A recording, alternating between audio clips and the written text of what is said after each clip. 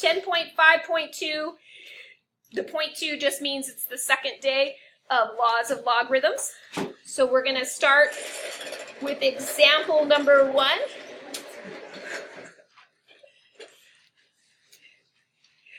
We're going to start with an equation. We're going to say log base 5 of x is equal to 3 log base 5 of 2 plus log base 5 of 7. Lizzie, would you like to borrow my pencil? No, I have no. No, she's just sharp. I like to order. Oh. Okay, we'll just let her do her thing. All right. But Lizzie, I need you to come take notes, okay? All right. So we've got log base 5 of x equal to 3 times log base 5 of 2 plus log base 5 of 7. So notice that they're all log base 5. Everybody see that? They all have the same base, okay? In order to use the 3 laws, you have to have the same base. If you don't have the same base for whatever reason, you can't use the 3 laws, okay? But pretend like this left side isn't here. On the right side, when you look at it in your brain, what do you need to do? Do you need to expand or condense? Condense, okay? So we're going to condense on the left. Did I spell that right? No. Condense so that we can get the right side looking as close to the left side as possible. Okay, so just rewrite the left side as log base 5 of x. And then when we have the coefficient out front, that means we're going to bring it up to the exponent up here. So this is going to be log base 5 of 2 to the 3rd power plus log base 5 of 7. So we just use the 3rd law, but we can use one more law, right? The plus means that we're going to do what with the 2 cubed and the 7? Multiply them. So we're going to take the log base 5, and can we simplify 2 to the 3rd? 2 to the 3rd is 2 times 2 times 2, which is 8. And then we're going to multiply that by the 7, so times 7. And log base 5 of x is going to be equal to that. And if we simplify this one more time to log base 5, and we multiply the 8 times 7 and get 56, we're going to see that the left side and the right side are almost exactly the same, just here we have an x and here we have a 56. So what is x? 56. Okay.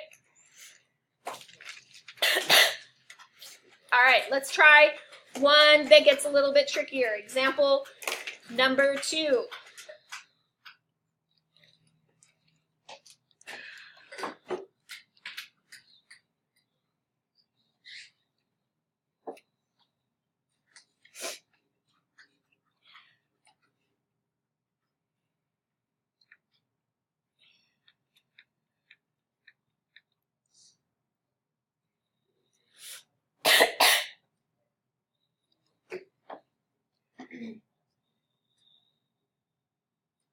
All right, this one's a little different than example number 1.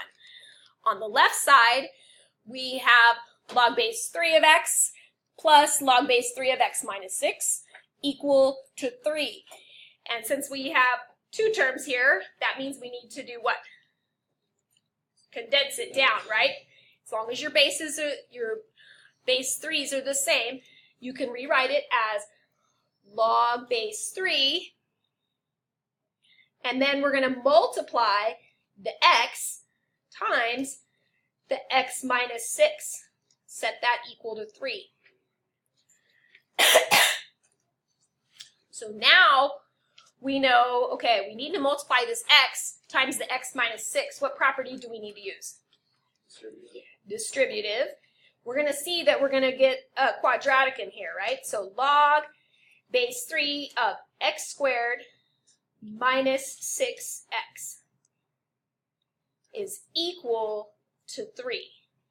We don't have a log on the right side, So we can actually take this and change it from log form to exponential form, right? We're going to have 3 to the what power? The answer. So 3 to the third power is going to be equal to the x squared minus 6x.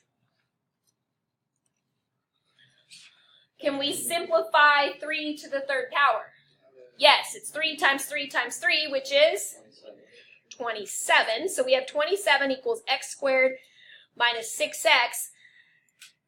And hopefully you can see where we're going with this. We need to set it equal to 0 by subtracting 27 so that we can take that quadratic x squared minus 6x minus 27 and factor it. So what two numbers are going to multiply to get negative 27, but add or subtract to get negative 9?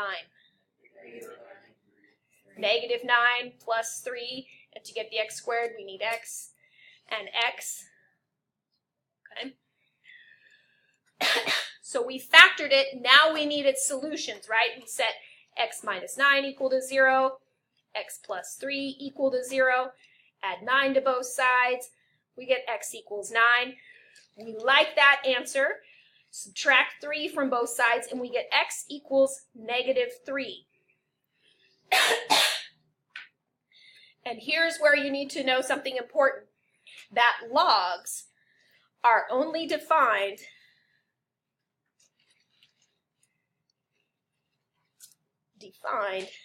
if the expression is positive.